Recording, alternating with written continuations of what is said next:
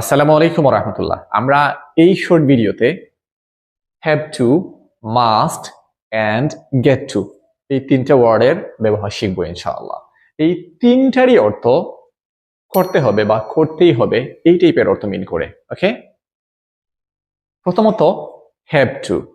Have to মানে হলো কোনো আইন, বাইরের নিয়ম অথবা পরিস্থিতির বাধ্যবাধকতা। ওকে, যেটা আমার নিজের না, অন্য কারো পক্ষ থেকে কিছু অব্লিগেশন বা বাধ্যবাধকতা আসে যেগুলো আমাকে মানতে হয় বা করতে হয়। যেমন I have to go to office, আমাকে অফিসে যেতে হবে, এটা অফিসের নিয়ম। I have to pray 5 times in a day, আমাকে দিনে 5 বার নামাজ পড়তে হবে, অর্থাৎ এটি একটি ইসলামিক নিয়ম।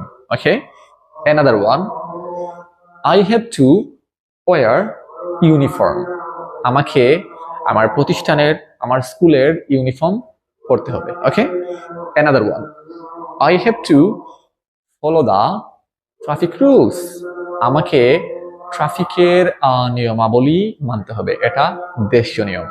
ওকে,